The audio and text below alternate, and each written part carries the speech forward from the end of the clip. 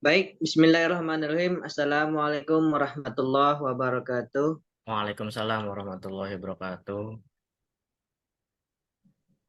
Selamat malam, selamat sehat, salam sejahtera untuk kita semua. Di sini kita dari kelompok satu. Saya perkenalkan nama saya Riki Safitra dengan NIM 111911157 dan ada rekan saya. Eko Budi Cahyono dengan NIM 1120111194. Baik, pada dosen pengampu atau penguji, pada Bapak dosen yang saya hormati, Bapak Purwanto selaku dosen manajemen resiko.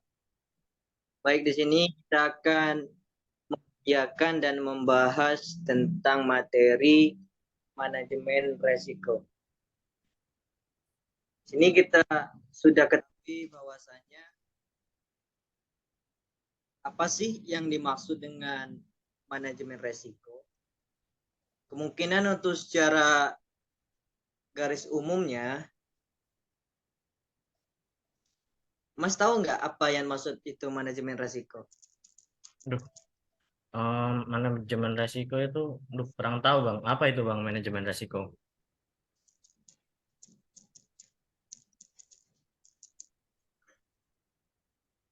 Baik, untuk yang dimaksud manajemen resiko itu adalah suatu pendekatan terstruktur atau metodologi dalam mengelola ketidakpastian yang berkaitan dengan ancaman suatu rangkaian aktivitas manusia, termasuk penilaian risiko, pengembangan strategi untuk mengelolanya dan mitigasi risiko dengan menggunakan pemberdayaan atau pengelolaan sumber daya.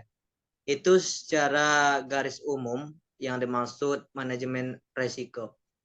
Kemungkinan banyak pertanyaan apa yang dimaksud dengan manajemen risiko, terus apa saja langkah-langkah dasar manajemen risiko, terus manajemen risiko itu meliputi apa saja.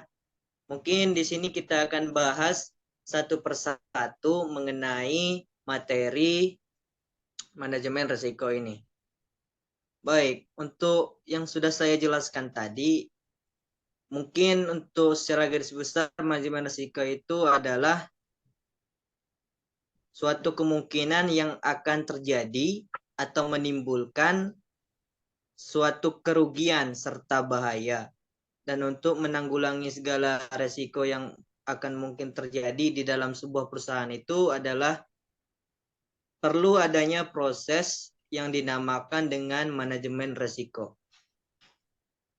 Nah, di dalam sebuah perusahaan ada beberapa langkah dasar manajemen resiko itu yang bisa kita ambil untuk mengelola resiko tersebut, yaitu yang pertama sebagai proses manajemen resiko dimulai dengan mengidentifikasi resiko, yang kedua menganalisis resiko, yang ketiga penilaian resiko, yang keempat solusi yang diterapkan, dan yang terakhir adalah pemantauan resiko. Mungkin itu 5 dari dasar manajemen risiko dalam sebuah perusahaan. Terus manajemen risiko itu meliputi apa saja? Baik, kita akan bahas satu persatu, yaitu proses manajemen risiko itu meliputi penerapan kebijakan, prosedur, dan praktek untuk melaksanakan penetapan konteks, identifikasi risiko, analisis risiko, evaluasi risiko, penanganan risiko, monitoring dan review, dan komunikasi dan konsultasi. Itu manajemen yang meliputi di dalam sebuah perusahaan. Untuk jenis-jenis manajemen risiko itu apa saja? Kemungkinan kalau untuk di dalam sebuah perusahaan, untuk jenis-jenisnya itu banyak. Nah, di sini kita ambil kesimpulan saja beserta contohnya. Untuk jenis-jenis manajemen risiko itu adalah ada park risk atau risiko murni. Contoh dari resiko murni ini adalah bersifat pasti. Artinya, saat resiko terjadi, maka perusahaan akan mengalami kerugian, baik itu di dalam kerugian dalam sebuah produk ataupun dari segi pemasaran atau gimana, itu termasuk jenis resiko murni. Berarti untuk resikonya itu pasti akan terjadi di dalam sebuah perusahaan itu. Terus yang kedua, jenis manajemen risiko itu ada specialized risk atau risiko spekulatif. Yang ketiga adalah particular risk atau risiko khusus yang akan terjadi dalam sebuah perusahaan itu dalam jangka waktu yang tidak bisa ditentukan, baik itu secara jangka pendek ataupun secara jangka panjang. Dan yang keempat adalah fundamental risk atau risiko fundamental. Nah, itu adalah jenis-jenis risiko dan contohnya. Nah, jadi kita bertanyakan, kalau seandainya sudah ada pengertian manajemen risiko, ada langkah-langkahnya, terus ada jenis beserta contohnya, pasti ada pertanyaan dong, apa itu penyebab terjadinya risiko di dalam sebuah perusahaan? Baik, untuk penyebabnya terjadi risiko di dalam sebuah perusahaan itu mungkin muncul karena ada kondisi yang menunjukkan ketidakpastian. Di sini kita menghadapi banyak ketidakpastian di dunia. Sebagai contoh, hari ini bisa hujan, terus besok juga bisa tidak hujan atau panas. Nah, investasi kita juga bisa mendatangkan keuntungan atau harga naik, bisa juga investasi kita juga bisa menyebabkan kerugian atau harga turun. Setelah kita mengetahui penyebabnya, berarti kita bagaimana cara mengukur resiko itu dalam sebuah perusahaan.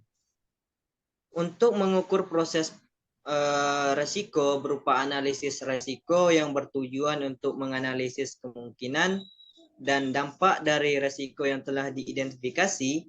Mungkin hasil dari pengukuran berupa status resiko yang menunjukkan ukuran tingkat resiko dan peta risiko yang merupakan gambaran sebaran risiko dalam suatu peta.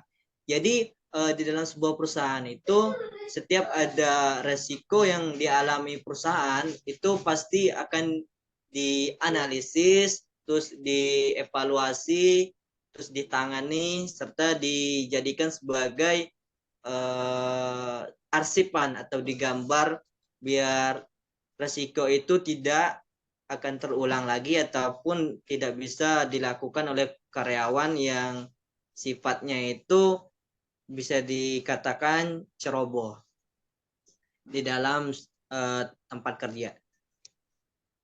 Setelah kita mengetahui mengukur resiko, kita harus mengendalikan resiko tersebut.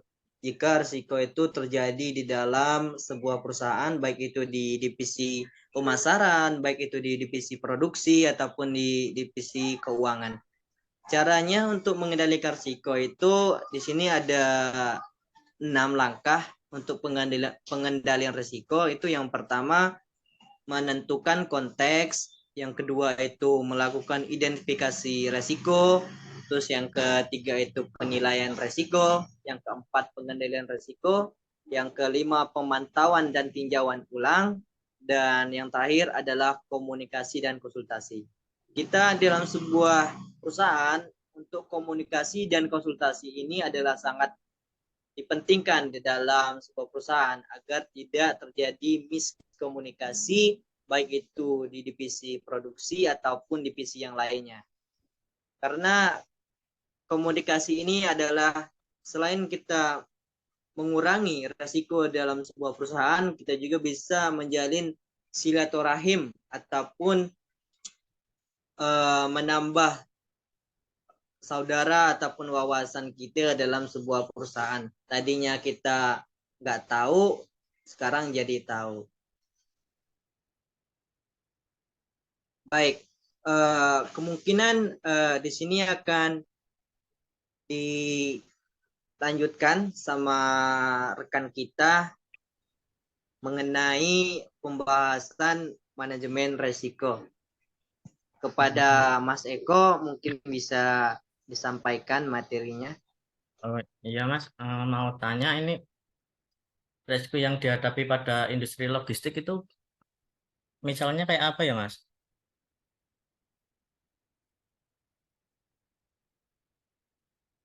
Suaranya kurang jelas Mas Eko. Iya Mas, saya mau tanya ini resiko yang dihadapi oleh industri logistik itu misalnya kayak apa ya Mas?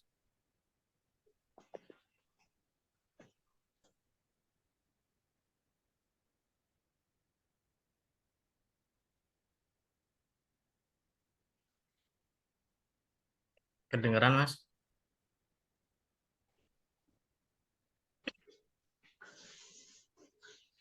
Ya Mas, suaranya nggak kedengaran.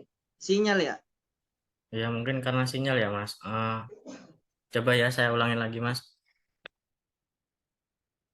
Saya mau tanya Mas, kan manajemen resiko itu dihadapi oleh industri logistik itu gimana ya Mas? Misalnya kayak apa ya?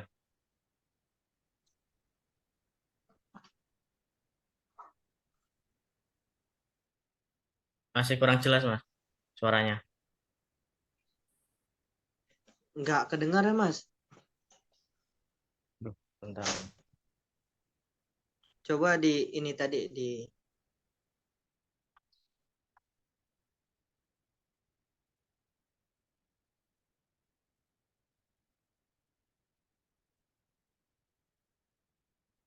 Coba bentar. Masih udah kedengaran belum Mas?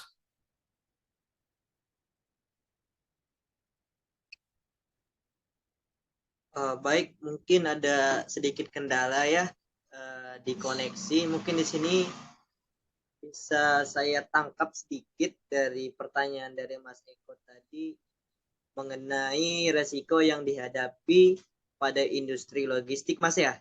Iya, bener Mas. Baik, di sini saya akan coba menjawab dari diskusi kami berdua dari Mas Eko. Tadi pertanyaannya resiko yang dihadapi pada industri logistik itu adalah ketidakstabilan pasar serta tingginya resiko terjadinya kriminalitas pada transportasi. Hal tersebut dapat menimbulkan potensi kerugian pada perusahaan. Potensi timbulnya risiko ini harus bisa diatasi dengan melakukan manajemen risiko agar dampak yang ditimbulkan jika risiko tersebut terjadi dapat diperkecil, bahkan mungkin dihindari. Baik, mungkin di sini saya akan mencoba bertanya balik pada Mas Eko ya. Apa sih contoh dari risiko yang terjadi pada industri logistik itu, Mas? Oke Mas, saya akan menjawab pertanyaan dari Mas Riki sendiri. Tadi Mas Riki bertanya tentang contoh risiko yang terjadi pada industri logistik ya Mas. Nah, Iya, Mas. contoh ada beberapa contoh yang terjadi pada industri logistik. Pertama, keterlambatan, dan yang kedua pencurian, ketiga pembajakan, keempat kurangnya penerapan prosedur keamanan, kelima vendor transportasi yang bangkrut, ketidaktersediaan inventory, dan yang keenam regulasi baru yang mempengaruhi industri logistik. Itu Mas, contoh-contoh yang sepengetahuan saya Mas.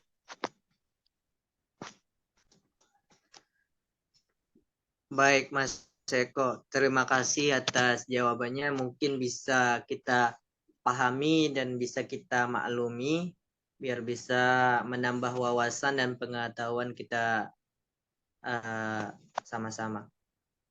Baik, kemungkinan ada pertanyaan lagi dari Mas Eko untuk saya. Iya Mas, mau tanya masih seputar apa manajemen risiko yang di logistik.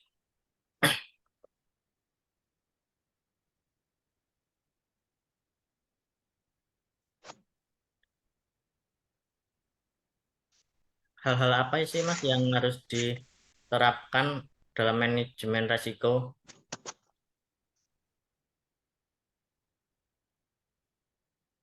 Baik,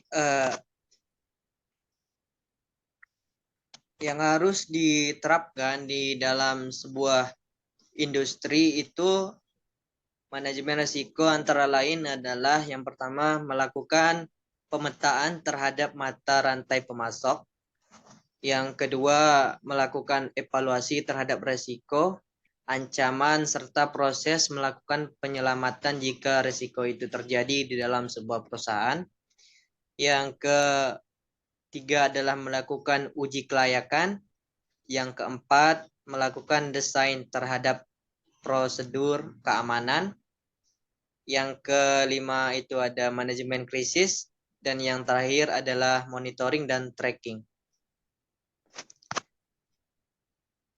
Mungkin itu yang bisa kita bahas untuk pertanyaan dari Mas Eko tadi mengenai apa saja yang harus dilakukan pada penerapan manajemen risiko. Mungkin itu yang bisa saya jawab, Mas, mengenai manajemen risiko.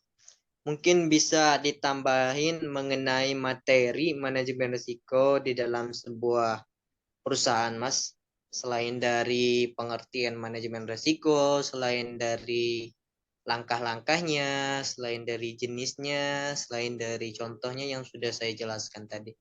Mungkin bisa ditambahin, Mas, sedikit.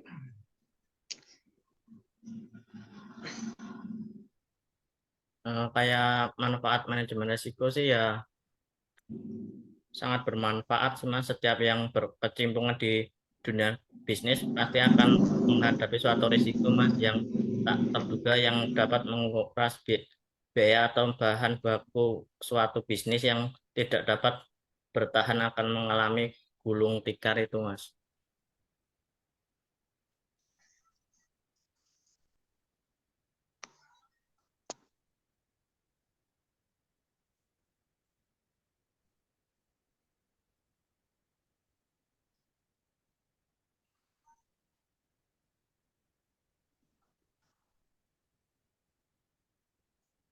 Mas, mohon maaf mau tanya Mas, ada berapa komponen yang dimiliki manajemen risiko ya Mas?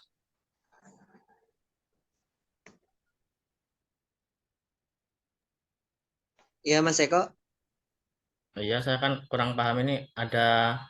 Saya mau tanya, ada berapa komponen yang dimiliki manajemen risiko ya Mas?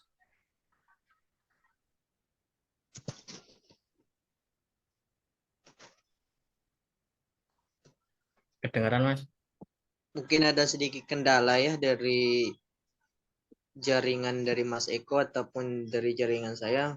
Soalnya suaranya tidak ada suara yang nggak kedengaran. Mungkin saya sedikit menambahkan materi sedikit mengenai manajemen risiko itu di dalam sebuah perusahaan. Itu cara menerapkan manajemen risiko dapat meningkatkan produktivitas sebuah perusahaan. Apakah dengan cara menerapkan manajemen risiko itu bisa meningkatkan keuntungan dalam sebuah perusahaan? Itu adalah perusahaan bisa berfokus meningkatkan produktivitasnya, baik itu produktivitas dari segi penciptaan produk maupun produktivitas kinerja karyawan. Produktivitas perusahaan pun akhirnya akan memberikan impak positif bagi perusahaan dan bagi karyawan berupa keuntungan atau laba. Mengapa penilaian risiko itu penting dalam proses pengendalian manajemen? Jadi manfaat dari penilaian risiko itu di dalam sebuah manajemen atau organisasi atau sebuah perusahaan itu yang pertama bisa membantu pencapaian tujuan organisasi. Yang kedua itu menjaga kesinambungan pelayanan kepada para stakeholder. Yang ketiga melakukan pelayanan secara efektif dan efisiensi. Yang keempat adalah menjadi dasar penyusunan rencana strategis. Dan yang terakhir adalah menghindari terjadinya pemborosan.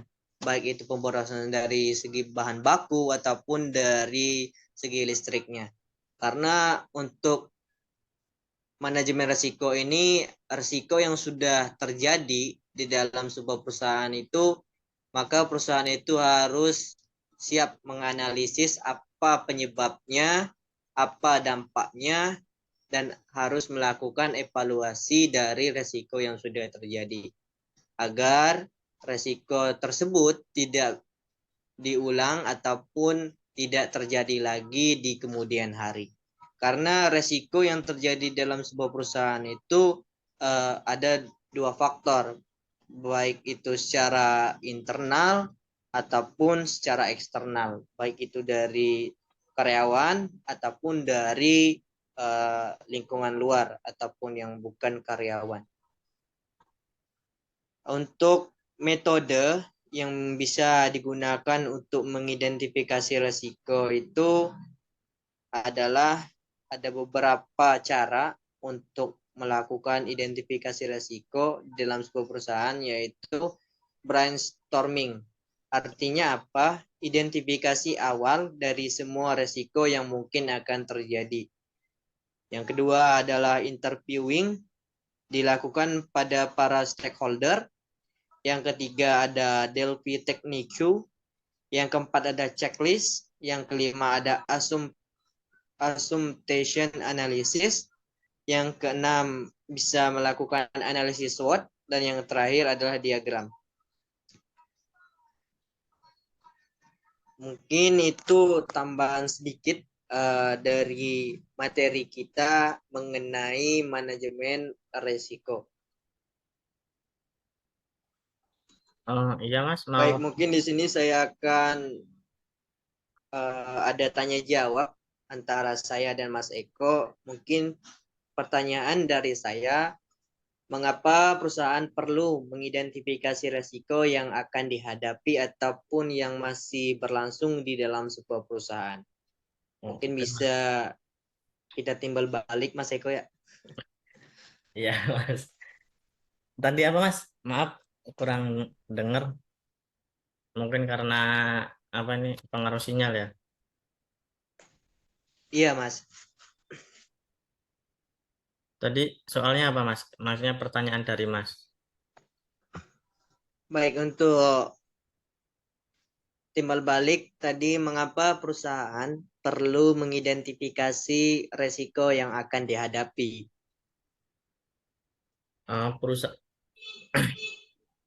Perusahaan perlu mengidentifikasi risiko yang akan dihadapi supaya dapat dengan segera melakukan upaya yang dapat mencegah timbulnya risiko, sehingga perusahaan tetap dapat menjalankan operasional secara efektif, Mas. Mampu memahami dan menganalisis adanya risiko dapat membuat perusahaan lebih percaya diri dalam membuat kebijakan. Adanya risiko manajemen dapat membuat perusahaan menekan pengeluaran dan melindungi masa depan perusahaan, Mas. Ya, ya, ya, ya. Baik, Mas. Terima kasih atas timbal baliknya. Waktu udah berapa, Mas? Udah berapa ya? Nggak waktu di mana ya, Mas? Oh, ya mungkin itu yang bisa kita sampaikan mengenai materi manajemen risiko yang dimana sudah termasuk tugas UAS ini yang sudah diberikan oleh dosen kita, dosen yang terhormat Bapak Purwanto kepada kita. Lebih kurangnya kita mohon maaf apabila ada kata-kata ataupun dari sifat dan segala macam yang kurang berkenan ataupun yang kurang pas ataupun kurang maksimal dari kami berdua. Kami selaku manusia biasa meminta maaf yang sebesar-besarnya kepada Allah. Kami mohon ampun. Kami mengakui kami masih tahap belajar. Mungkin ini yang bisa kami sampaikan dan mungkin ini yang bisa kami bisa Selebihnya kami kembalikan kepada Bapak Purwanto untuk menambahkan apabila materi kami masih kurang ataupun kurang memuaskan. Kami sangat mengharapkan tambahan dari Bapak Purwanto.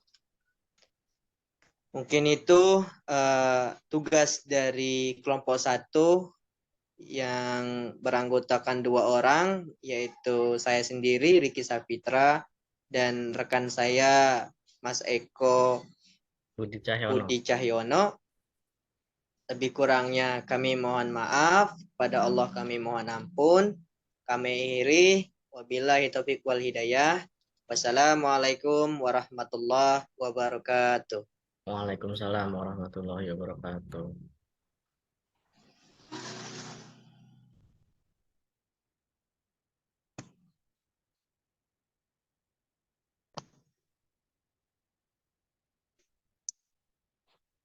Halo. Waduh, saya. Hah?